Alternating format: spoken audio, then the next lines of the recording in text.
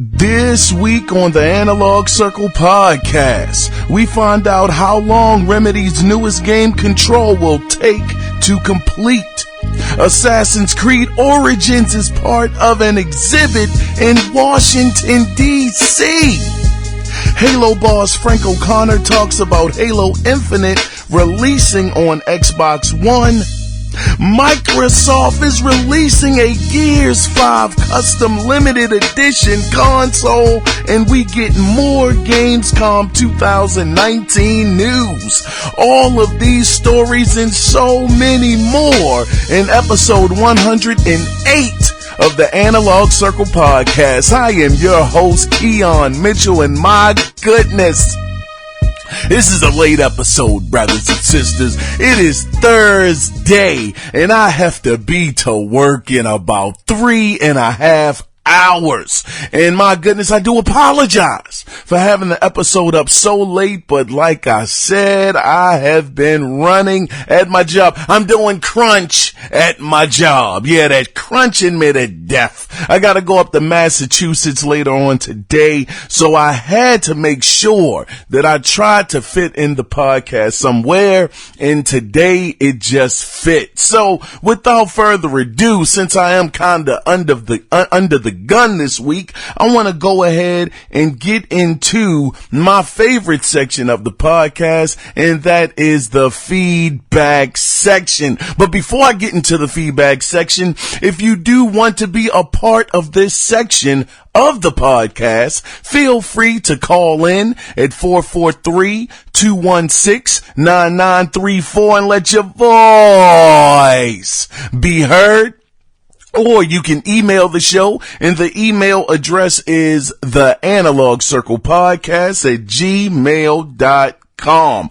I guess let me go ahead and start this off with, looks like a new listener. Well, maybe not a new listener, but a new emailer. I don't even know if I said that right, but man, I want to shout out to Daniel Spencer because he actually got the PlayStation code. So he is the winner of the $25 from last week's giveaway. So congratulations to you, Mr. Daniel Spencer. Now, along with him letting me know this, he did write in and have a question. So let's get into his email. Now, the title of his email is Got the Code. He says, "Hey there.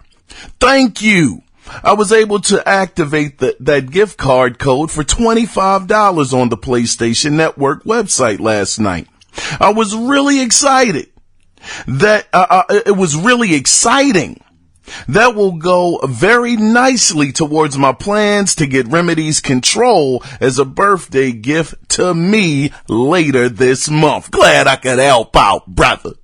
He continues to say, "Speaking of Remedy, I've been thinking a bit more about their studio and their relationship with Microsoft. I'm pretty understanding towards Microsoft, all in all. I know a lot of people like to complain about them and what they're up to these days. But honestly, I think all in all, they're on a good path. It makes no sense for them to fight for console supremacy when that's really not honestly going to happen, and they're not helped by selling a few consoles here and there to those of us who can afford both. What they need is people in their ecosystem buying games from their market and subscribe to Game Pass. So I think they're being smart. That said, I just recently finished Alan Wake, and for the most part, I loved the game. It makes me kind of frustrated with Microsoft and that they just let Remedy go the way that they did. With some more cash and breathing room, I have little doubt that Remedy could have been for Microsoft what some of Sony studios are to them. Maybe they wouldn't quite be at the level of a Naughty Dog, but I have no doubt they could put out quality products, like some of Sony's other studios like Bend, Sucker Punch, and the like. What a missed opportunity. Their metrics tell them that they don't that they don't get the engagement they're looking for out of single player games, but they've handily lost this generation largely because they don't have hardly anything to compare with the many single player experiences from Sony. I'm botching this, brother. Apologies, man. He says, in closing, those are just my 2 cents I figured I'd share since I finally got around to emailing the show. Thanks to the PlayStation Network code. Thanks again. Hey, once again, shout out to you, Daniel Spencer. I'm glad you were able to redeem that code. That's why I do it, man. Hey, you support me. I want to support y'all. So thank y'all. Love this energy. But, Daniel, I will say this, brother. Yes. I really thought that, Microsoft, they should have held on to Remedy. I mean, who knows what happened behind the scenes? Nobody really knows. It seems like it was a pretty bad falling out. They went on and gave the rights back to them for Alan Wake, which I thought was a missed opportunity. Kind of similar to what you said, Daniel. I think that they could have done well. Maybe not on the level of, like you said, a Naughty Dog or even Cory Barlog's studio, Sony Santa Monica, but I think they could have been a solid, contributor to the Xbox brand. It's just very sad that they've gone the way that they have as far as that relationship seems to be right now. But I will definitely say that for me, Microsoft has not really shown up too much. I mean, in the beginning of the generation, I was absolutely loving the Xbox One brand, but as time has gone on, it seems like it has diminished. But in defense of that, like you said, Daniel, very good point, man. The Game Pass situation, them bundling Game Pass with Xbox Live, the services, that could be a stronghold for Microsoft, and I guess we'll just have to wait around to see how well this comes out in next generation, because I truly think that's where the focus is going. It is nothing more to prove. This generation, they have unfortunately come up short. But next generation will definitely tell the tale of these different services that they're offering. And like you said, Daniel, they could be on a really good path. We'll just have to wait and see. But thanks again for this email, Daniel. Once again, congratulations to you for being able to have obtained the PlayStation code. And I look forward to you writing in again. Thanks again, brother. We have another email here by Mr. Free Fly Ferret is wrote in again. What's up, Free Fly? Now, the title of his email is Switch on the Connection. Oh, buddy. Oh, shucks. I like to play all words, man. He says, my brother. Sorry, I've not been writing in. Super busy with work, family, and setting up my stream. Check me out on Twitch, YouTube, Mixer, etc. You gotta give me your name, brother. How the world we gonna plug you, brother? Yo, give me your Twitch name. Maybe it's under Free Fly Ferret. I don't know, brother. But he says, he says, so we all love our Switches, but I have to believe that Nintendo is seriously dropping the ball on the online aspect. The Switch is already amazing, but could you imagine if it had an online service on par with Xbox or PlayStation? I have a ton of friends with Switches, but we never play together because it's just not worth the effort. A phone app for chat? Come on! What are your thoughts? Free Fly Ferret. He says, P.S. Stay safe on those mean streets of Baltimore. Hey, man, listen, brother. I want to thank you for this email, Free Fly Ferret. It's really, really good to hear from you again, brother. It has been a minute, but I appreciate you taking the time out to write in and ask these questions, because this is what I love, man. Getting the feedback. It keeps a brother motivated. It keeps me going. So to answer your question, though, Free Fly Ferret, yes, Nintendo has definitely dropped the ball. Now, this is coming from a guy who absolutely loves his Switch. It is no doubt that I had been sleeping on that console the whole time I had it and before. I never knew it was such an amazing console, but like you said, Free Fly Ferret, my goodness, a phone app, having to type in this long code to get your friend. I truly think they have dropped the ball. I think that they have shown improvements though. Free Fly, I think they have at least shown that maybe they're trying a little bit. And I'll say because, you get the free games every month of the originals, the NES originals or whatever you call them. You do get those. So that is a little incentive. And plus, to be fair though, Free Fly Ferret, to be fair, brother, look how much the service costs. It's $20 for a year. Now, I'm not making an excuse because they need to do better.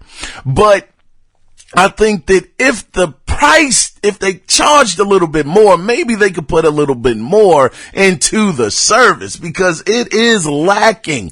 Not having an official chat where you can just sit down and you can just chat with your buddy instead of having to have a workaround, having to put in friend codes in 2019. Nintendo, are you for real, brother? Come on. I mean, it's so many things that could be better, and hopefully Nintendo is working on those things. Hopefully we get solutions to these things very soon, but who knows? But man, Free Fly Ferret, man, it's good to hear from you, brother. And please continue to write in, and thank you for this email. Very, very good points. Nintendo needs to step it up on their online gaming side of things. Now let's move on into Mr. Cody Clark, my man. Cody, shout out to you, brother. Now I guess the name of his email is Gambling with the Industry. Now this actually was the question I was asking last week, and Mr. Cody Clark, as always, he has stepped up to the plate. Now this is what Mr. Cody Clark had to say. He says, gambling is a big, scary issue. It is one of the few vices I stay away from at all costs. I've used the slot machine for nickels once just to try it and say I have done something.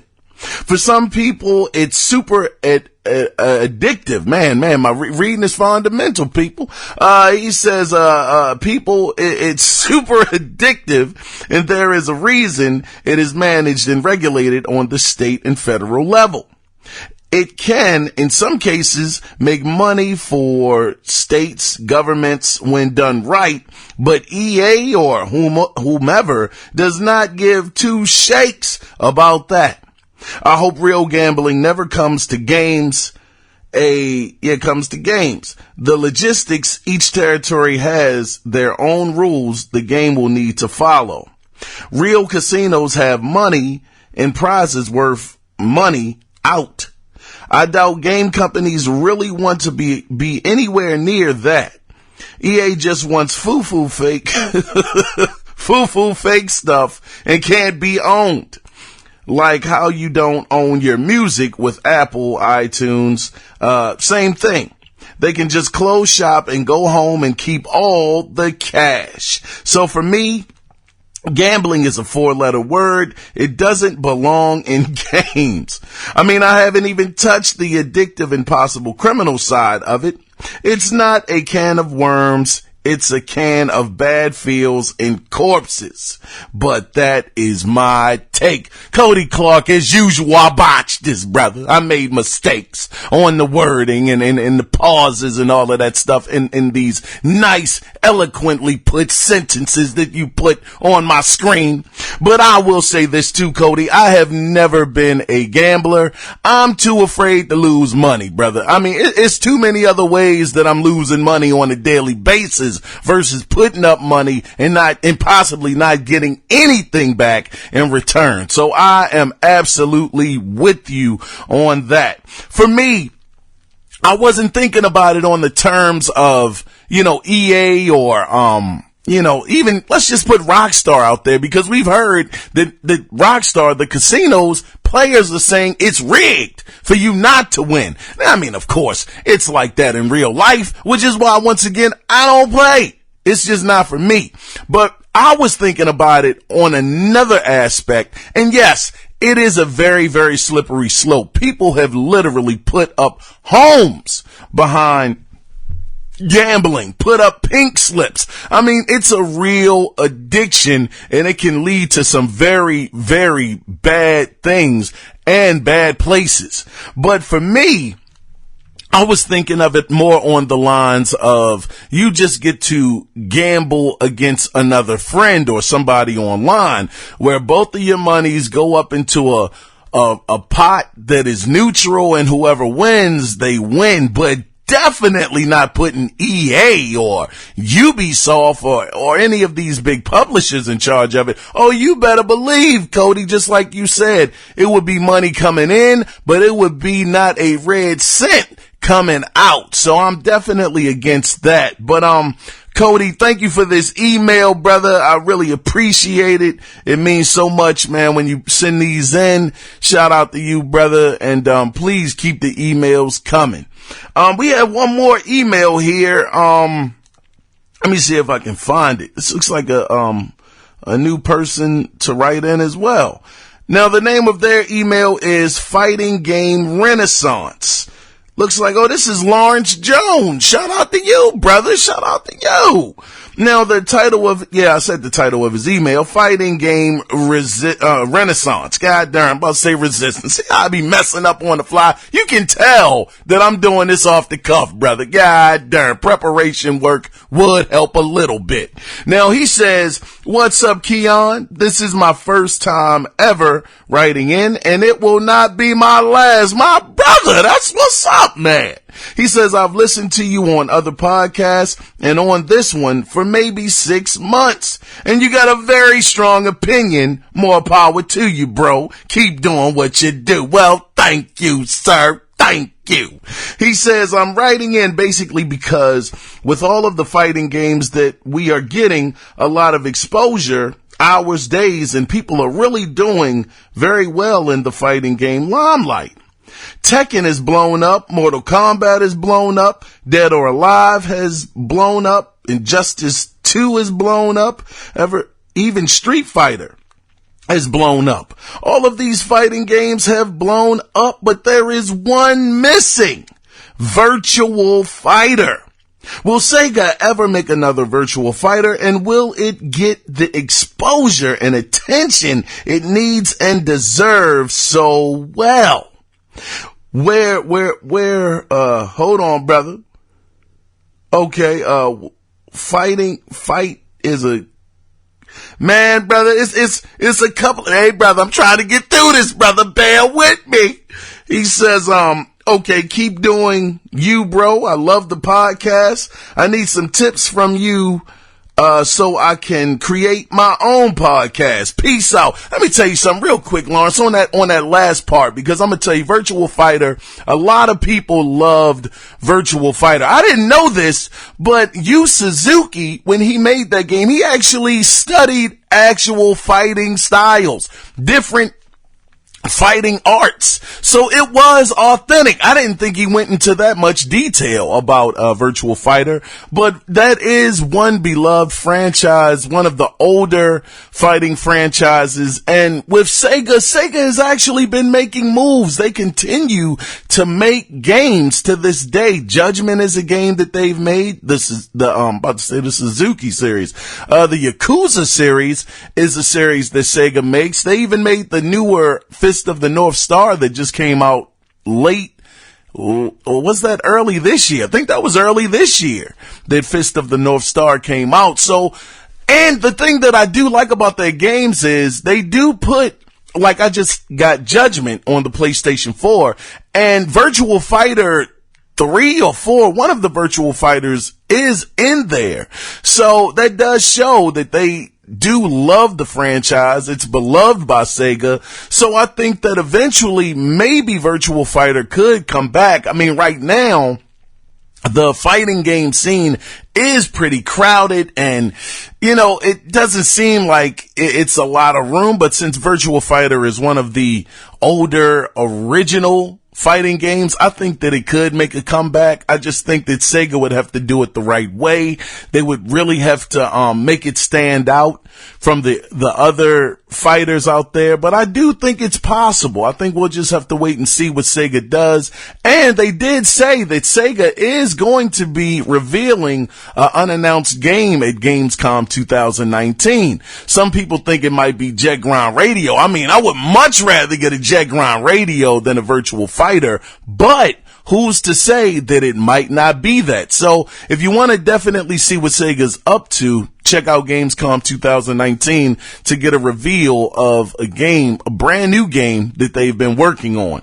But as far as starting your own podcast, brother, look, I'm going to tell you this, man. All you need, go over to Libsyn, get them to be your host, get a decent microphone, get a decent mixer. I mean, some stuff that's not expensive. And when people go and tell you that they have to pay to be on iTunes, they have to pay to be on these various podcast networks, that is not true at all.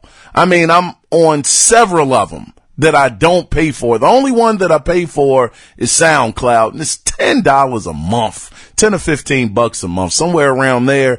To get with Libsyn, I only pay 20 bucks a month. So I mean, don't be fooled unless these guys are paying staff. I don't know, but it's not that hard to start a podcast, man. It's not at all. Go on YouTube, check out some videos. You will see it doesn't take much. The hardest part to doing a podcast is just getting the content. That is it, brother. So shout out to you again, man, Lawrence Jones.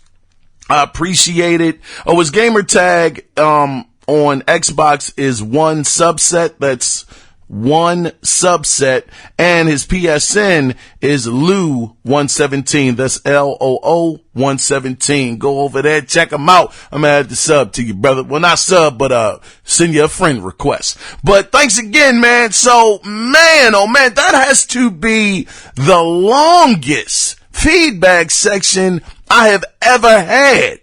2 new people, 2 returning people. This was awesome, man. It did a brother's heart very well to see this, man. So since that section was the length that it is, I'm going to be very short from this point on because I don't want to hold you guys up too long.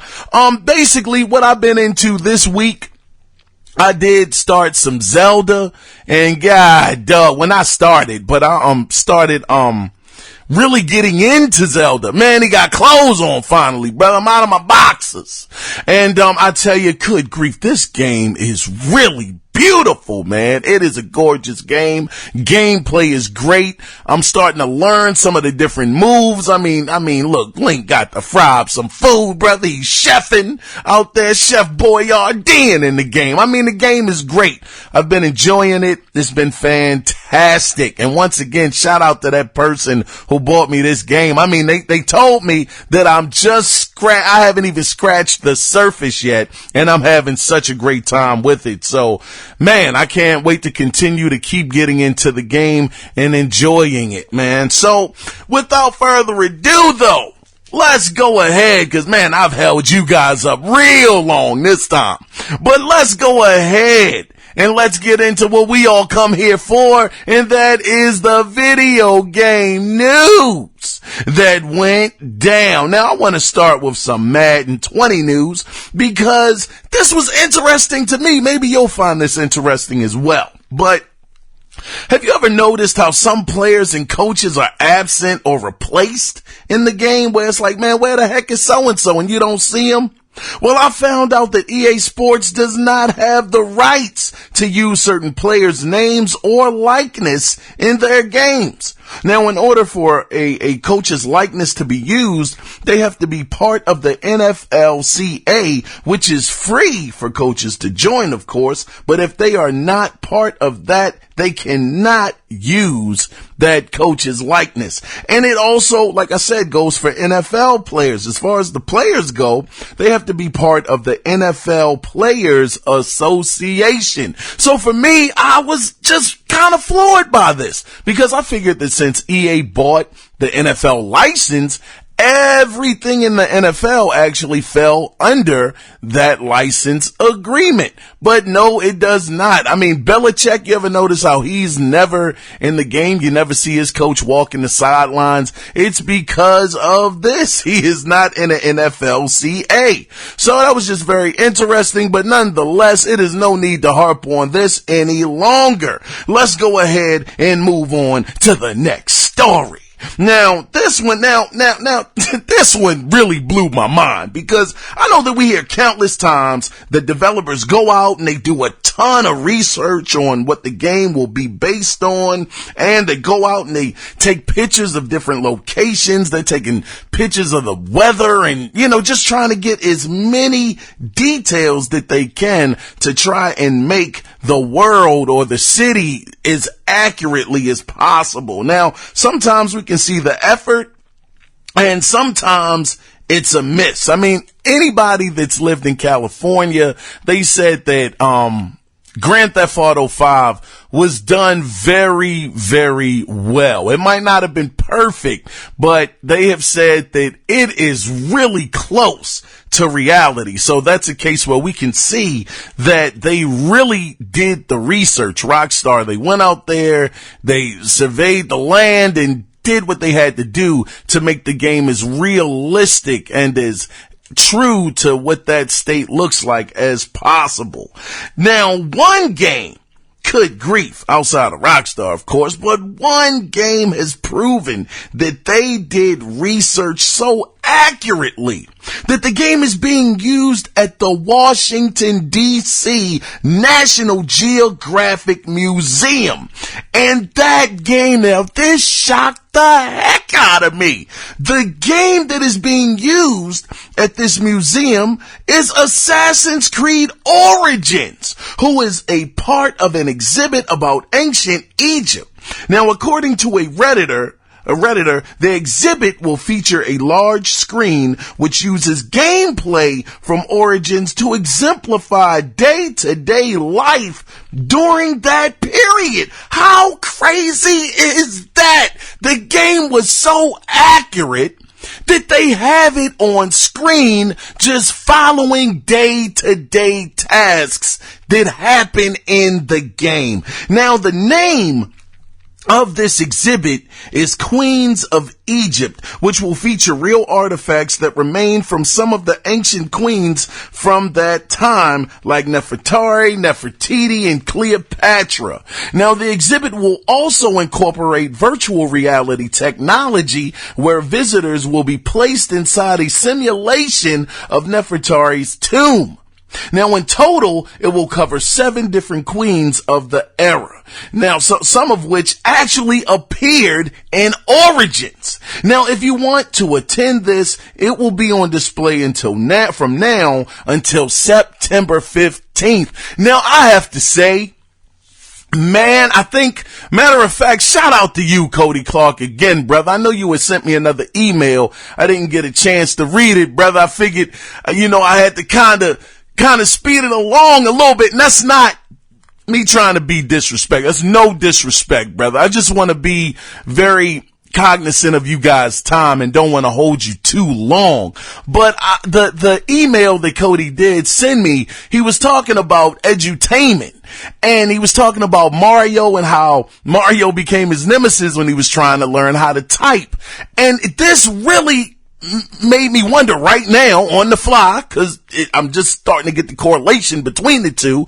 But they were saying that this game, this opens up so many possibilities of gaming being able to be used to actually educate people. I believe that they said, don't quote me, but I believe they said this is the first time that this has ever happened. So shout out to Ubisoft. Who saw Ubisoft being this accurate where they are actually on an exhibit? They are featured on an exhibit or in an exhibit in Washington, D.C. I mean, this is so amazing. I knew that the producers or some of the developers, they did say they did their research. They went out there, they took pictures, they were trying to make things as accurately as possible. But when you can be this accurate, so much so that you are in a museum, you're featured in a museum to try to bring to life some of that time period, that is absolutely incredible. So kudos to you guys. You guys did an amazing job. This made me want to play Assassin's Creed Origins that much more. I've had that game for months and I have not booted it up yet. So I'm very excited about this. This is fantastic news and I'm so happy that we're getting to the point. Gaming is just getting to that God dog, that amazing point where it's just so realistic that it is actually depicting life in a certain time period. God dang, this is great. Let's move on though into some more gaming news, man. Now we're gonna switch gears a little bit. And get into Control. Now, if you're a gamer picking up Control, it was revealed by Remedy Entertainment's communication director, Thomas Pua, that the average playthrough of the campaign will take between 10 to 15 hours. But if you do everything, every side mission, find collectibles, and complete the bureau alerts, it could take upwards to 20 hours to complete. Now, we know that this game is coming out this month. It looks very interesting. Will I pick it up day one? I don't know. It looks okay. It looks just like a spiritual sequel to Quantum Break. And I was a big fan of Quantum Break. I thought that it did have its set of problems that, didn't bowl too well with me. But overall, I thought it was decent. I didn't think it was bad. But I might just wait on the reviews for this one. I'm a little skeptical about this. I don't know what it is about the game play that just kind of throws me off a little bit. It looks like the gameplay will be fine, but it's just something about it that I just can't vibe with. But nonetheless, 10 to 15 hours, that's a pretty good length. 20 hours if you're trying to complete everything. I think this is decent. Let's move on to the next situation at hand. Now in Xbox Game Pass news, man, according to promotional art appearing in the Xbox store that was spotted by Reddit user Prism Q, the next game coming to Game Pass is allegedly Devil May Cry 5, which just launched in March of this year. Now, how amazing. Now keep in mind, listen, I don't have Game Pass, okay? I don't want you guys to think that I have Game Pass and I'm hyping this up because I have Game Pass, because I don't. But I'm still waiting on a reason to get Game Pass. Some people may say, well, all of the Xbox exclusives coming in there day and date, isn't that enough for you? No, it's not. I like to buy my games. I like to keep my games. I collect my games. I collect them. So for me, Game Pass isn't, it's not something that really moves my meter, to be honest with you. But I have to give Microsoft props if this is true. If Microsoft can snag up games that have come out that same year, AAA games like this, that is an amazing value. I mean, now we do know that Microsoft does have the rights to the game, but the promotional rights to Devil May Cry 5. I mean, my goodness, who's to say, brother? And now this wasn't my train of thought. This was something I heard on Boomstick XL's podcast. Shout out to that brother. I mean, I really like him. He's cool as heck. Very positive guy. He's an Xbox based focused podcast. Check him out on YouTube. But he had someone on the podcast that brought up a very good point, and I wish I could remember that brother's name. But he said, with Microsoft actually having the rights to this game, or at least to promote it, the promoting rights to this game. Who's to say that from this point on, that whenever Microsoft gets the promotional rights to a game, who's to say that they may not have something in there that says that eventually it will come to Xbox Game Pass? I mean, could that be something that happens? I don't know. I mean, I think it would be absolutely amazing if Microsoft could set that up where, hey, look, let us get the rights to the game. Let us, go ahead and promote it and have the commercials for it and maybe get some DLC. But on top of that, won't you go ahead and let us put it in Game Pass after about 9 months, maybe 8 months? If your sales are decent, you throw it in Game Pass. We throw you a couple more bucks, throw the bag at you, and we're good. I mean, this could be amazing for Game Pass. This right here, if this is any inkling of what Microsoft will be doing in the future with Game Pass, my goodness. I mean, it's all I got. That's all I can give you, Microsoft. If this is true, this is a fantastic move. I can't wait to see if this turns out to be accurate. Man, imagine DMC5 playing it just a few months later. Just came out in March. God dog. Now let's move on to the next story, because we almost done here, man. We ain't got too much longer to go. But we know that Halo Infinite is going to be on both the Xbox One and the Scarlet. So what's going to happen with the less powerful Xbox One version? This has always been questions I've had, brothers. Well, according to Halo boss Frank Oconner, who spoke to YouTuber Black Miss 523, he had this to say, and I quote, "The Xbox One is not going to be a second-class citizen. We're building it so it plays and looks fantastic on Xbox One. And then everything else is plus, plus, plus. But we've got a few tricks up our sleeves that we're thinking about." End of quote.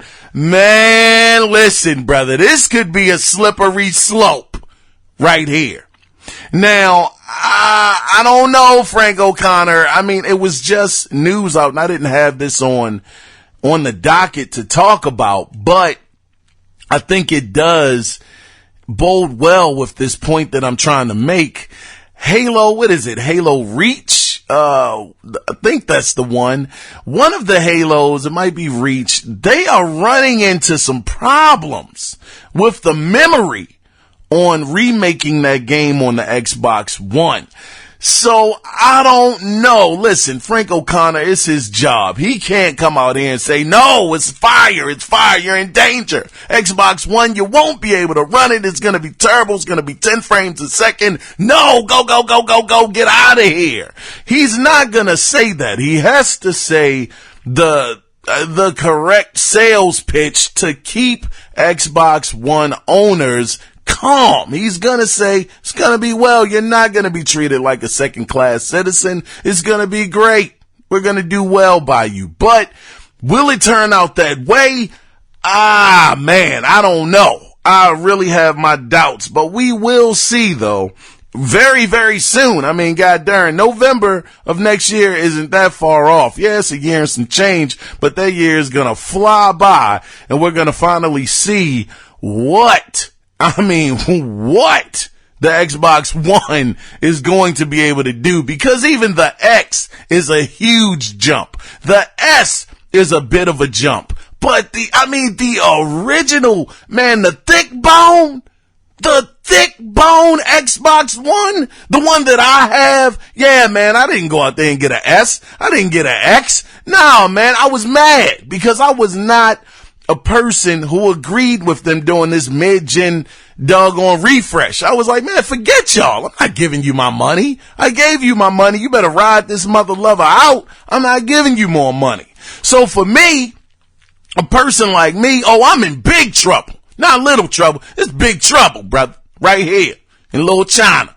Man, pardon me. But anyway, I don't know what the heck that had to do with the conversation, but yeah, it's no way. I don't think I'm going to be able to run this, but I do plan on getting a Scarlet, to be quite honest with you.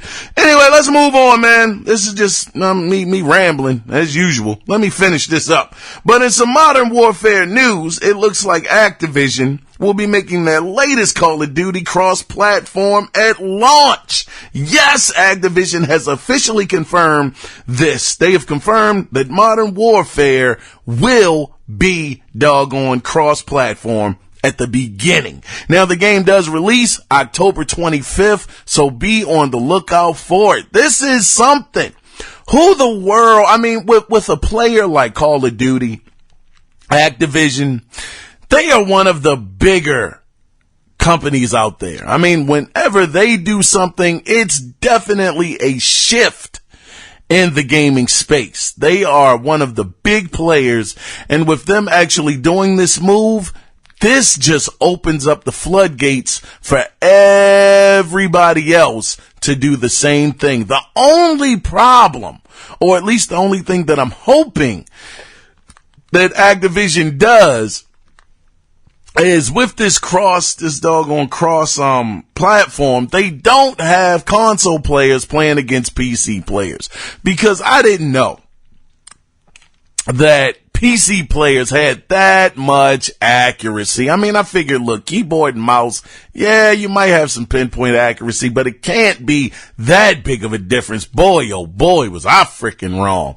My goodness. So if they want this to work, I think it should be PlayStation versus Xbox. And if you want to play against a PC player, then you should have the option to say PC players are welcome into the game you're playing in as well. Let's move on, though. There's not much more to talk about with this, but so it looks like a game oh man, this was something. It looks like a game coming to the PS4 and PC called Genshin Impact has come under extreme fire after being unveiled at a gaming expo called China Joy 2019 for looking too much like Breath of the Wild. So much so that one man, out of rage because this game looked like Zelda Breath of the Wild so much, this guy, actually one of the protesters, he took his PlayStation 4 Pro and he smashed it right there at the booth of this game. Now keep in mind, not just this gentleman, but a quote mob, end of quote, of people went to the Genshin Impact booth while holding their Nintendo Switches with their middle fingers in the air at the developer's booth. My gosh! Now, first off, man, look, listen. If you smashing a play, this is the thing I've never understood about some gamers. They get mad and they take the time out to smash their good console. A console that was decent. You see this? It's brand new in the box. Watch this.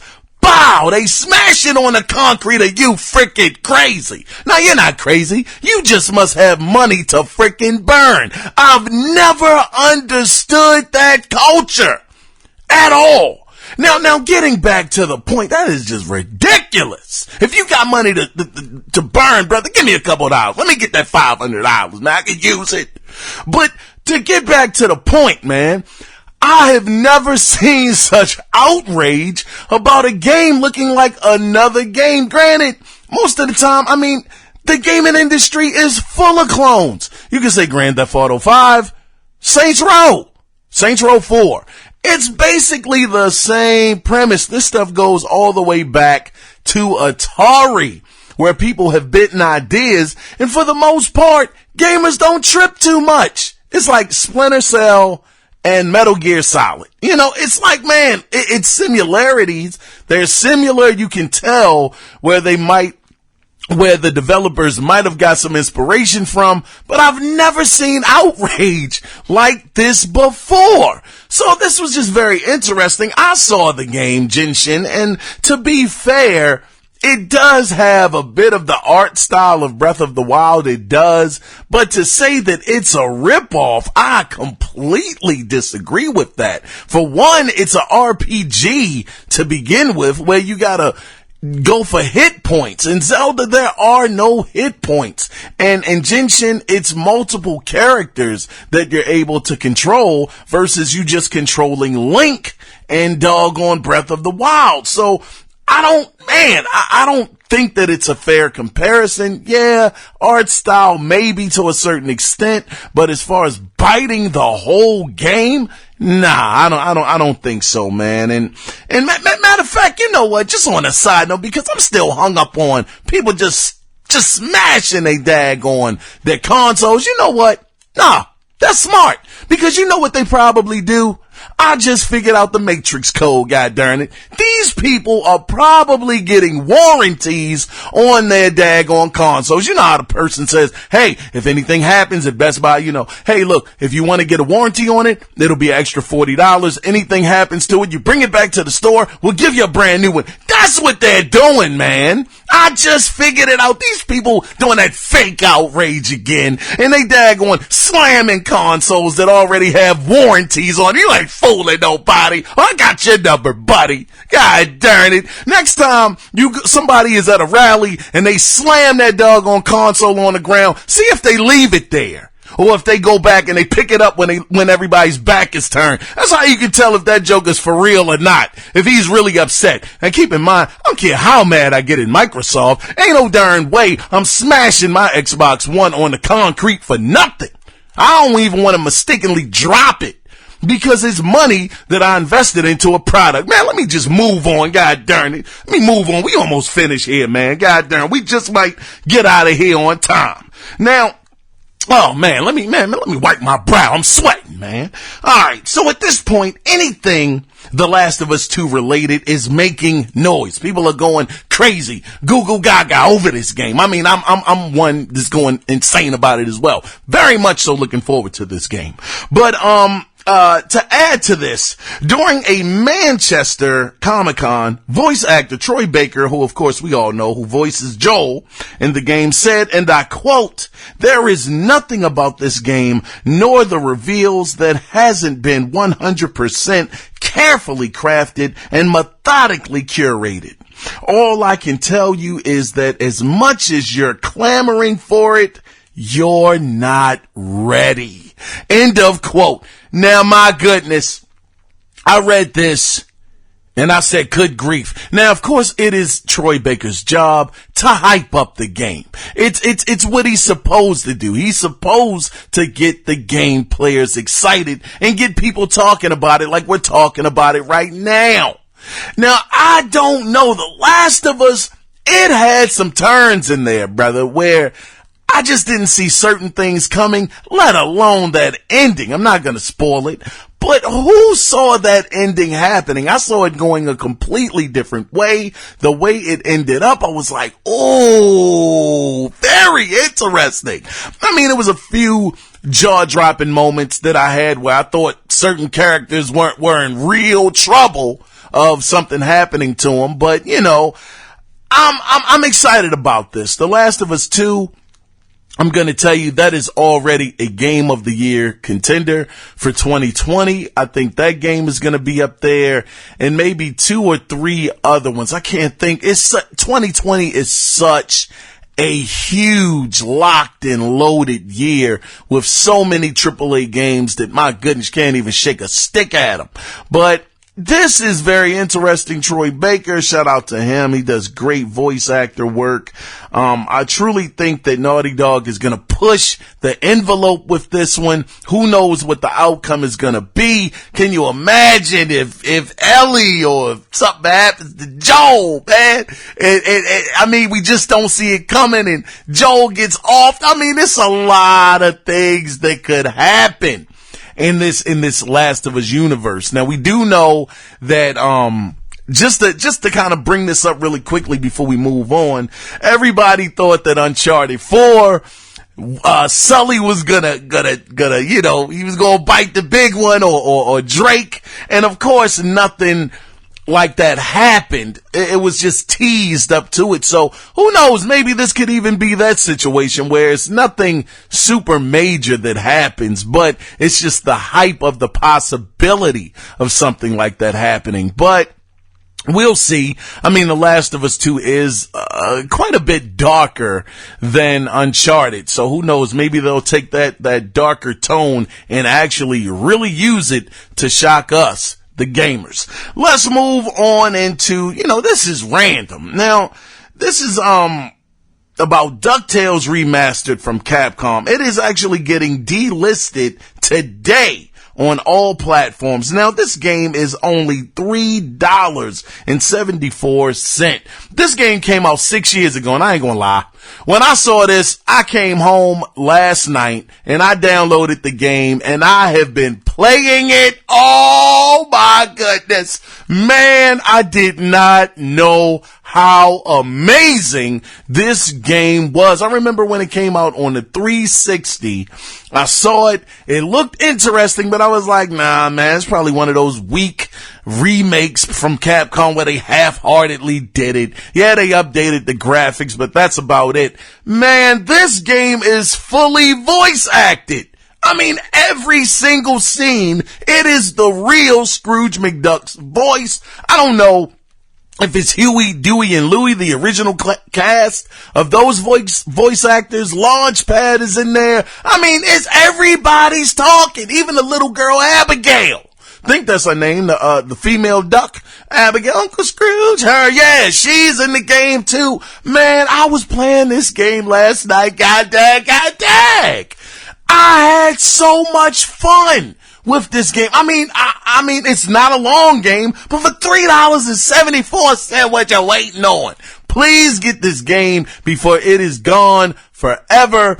It will not be available. Man, I didn't know Capcom did such an amazing job on this game. Absolutely, please pick it up before the end of the day. I'm sorry I'm getting y'all the news this late, but if you do know about the news and you've been thinking about it, my gosh, that game is fantastic, especially if you're from my era where DuckTales was on in the afternoon. What was it called? The Disney afternoon rush. You had Tailspin, DuckTales, and Darkwing Duck. I mean, god dang, showing my age here, brothers. But yeah, please pick that up. I'm rambling. Let's move on. Now, in a shocking turn of events, Microsoft has announced a custom limited edition Gears 5 console.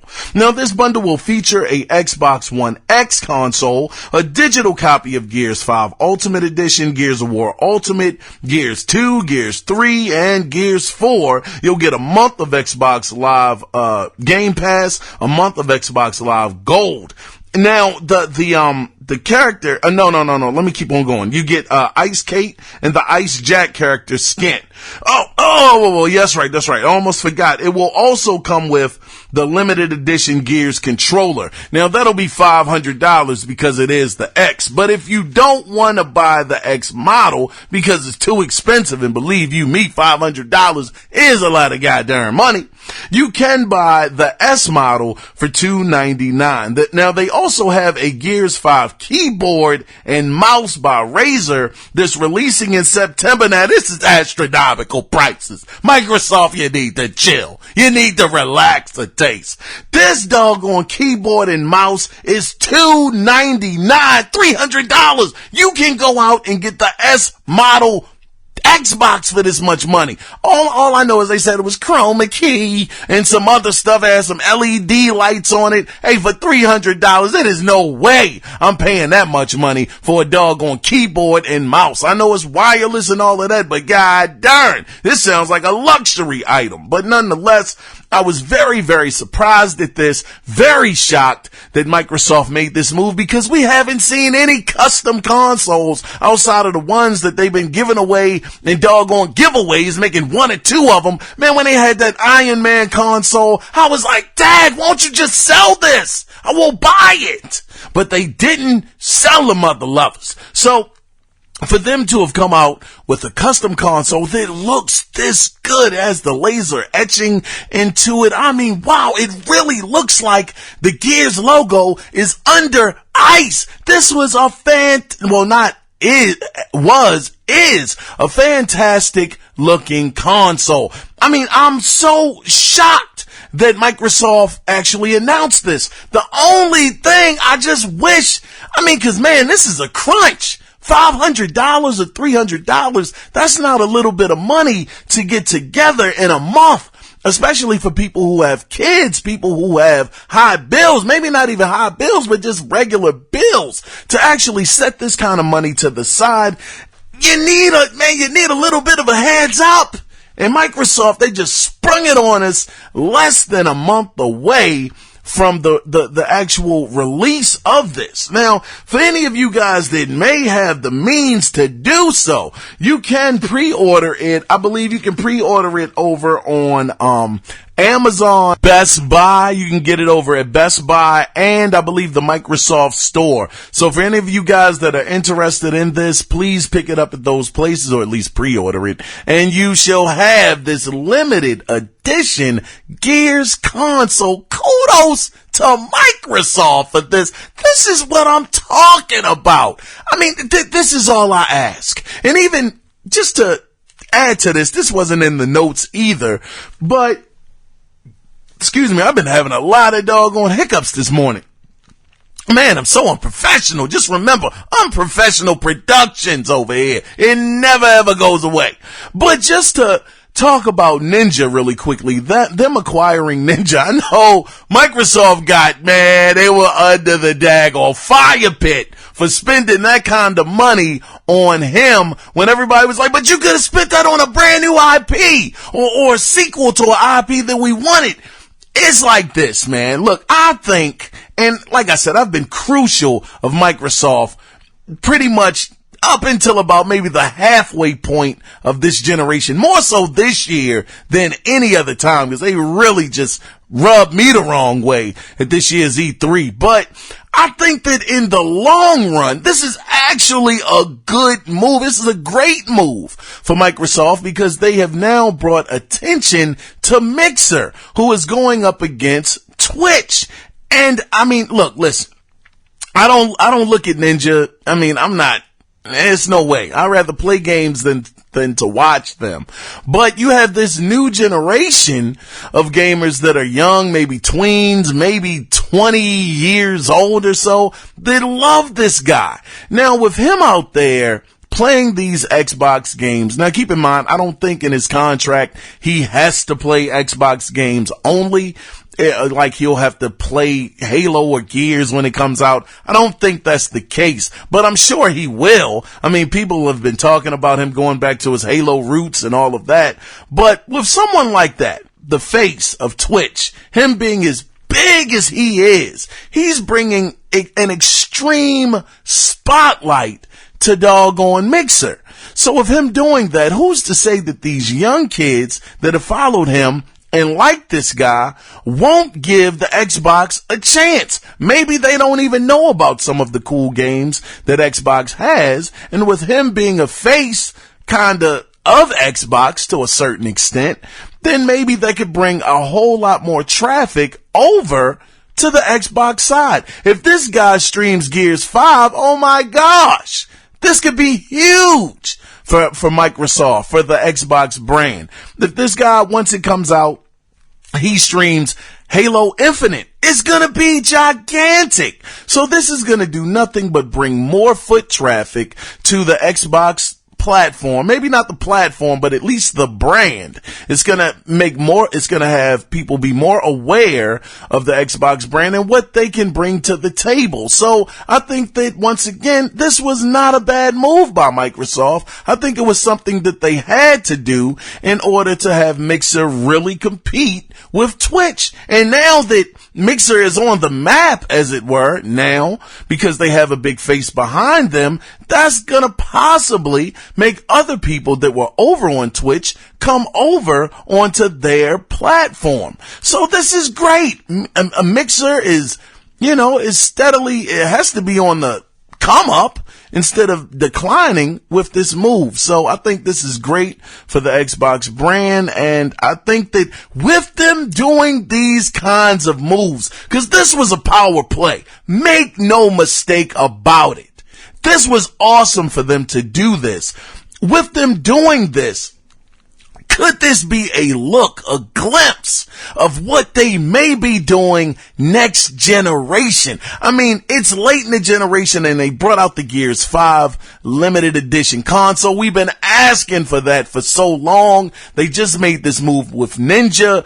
I mean, look, Devil May Cry 5 might be going into Game Pass and it just came out in March.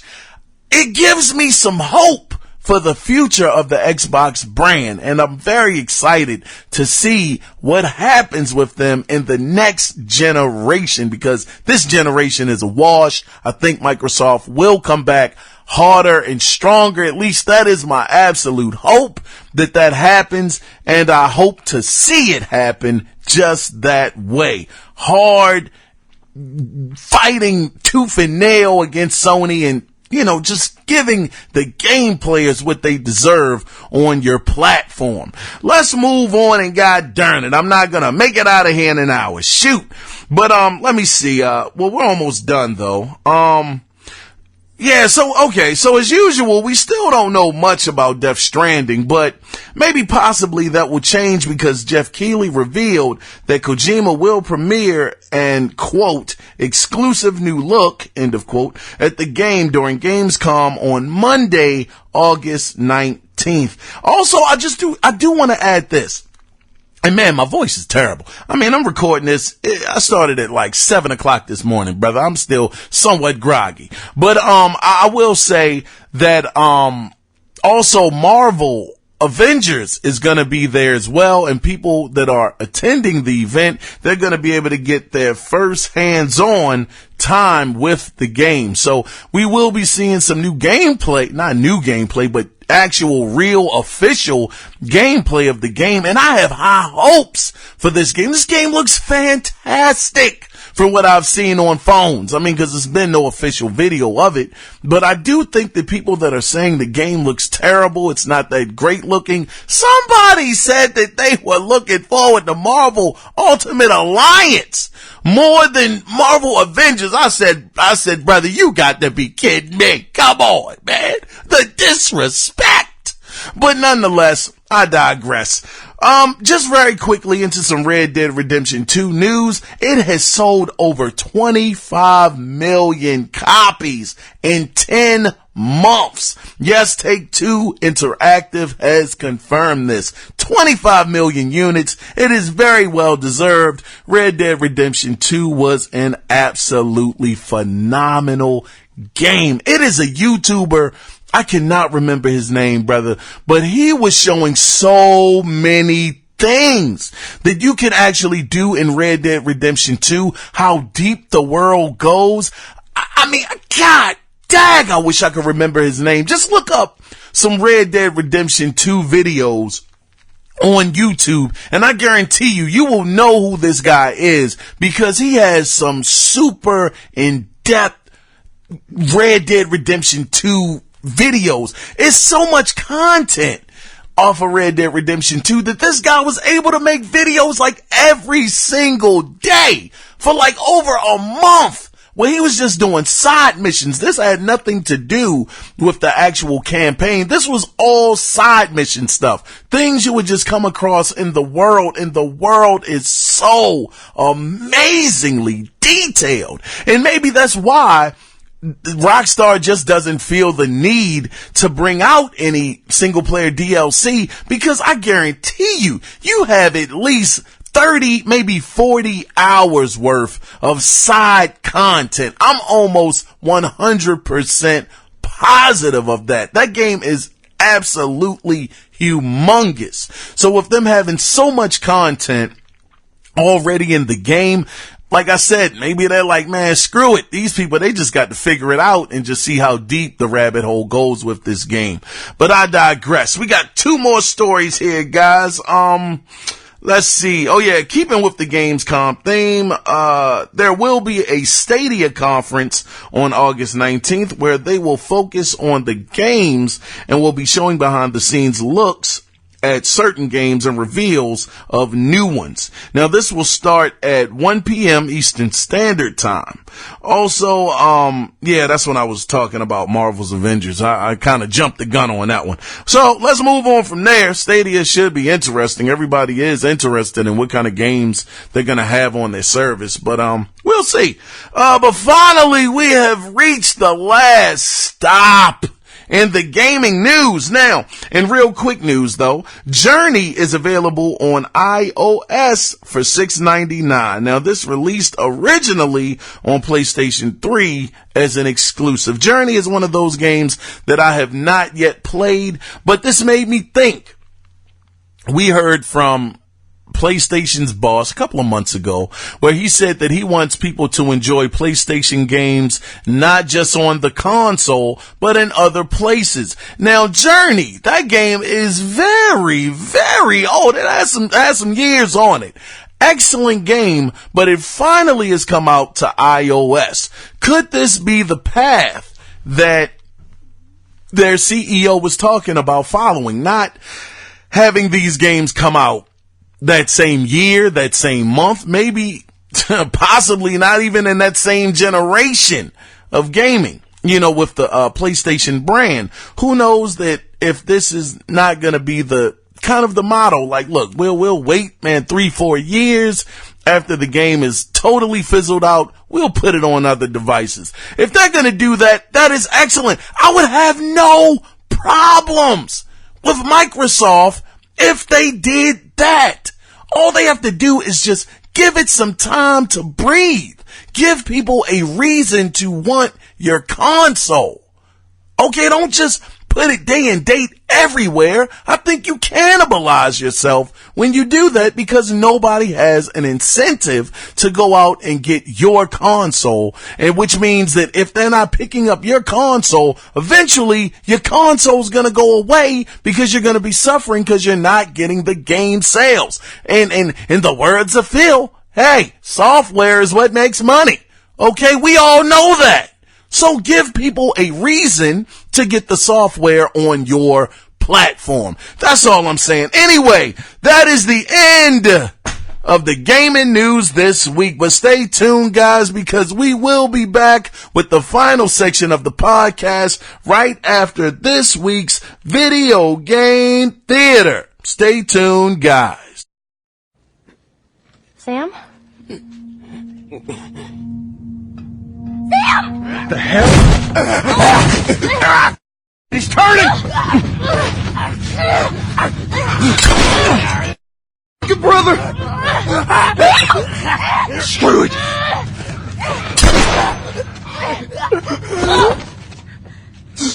Really? Gotta be you all right. Oh my God. Sam? Oh no. Sam? Henry? Henry, stay there. Henry? What have you done? I'm gonna get that gun from you, okay? Oh, okay, easy. Is it your fault? This is nobody's fault, Henry. It's all your fault! Henry! Henry, no! Oh my God.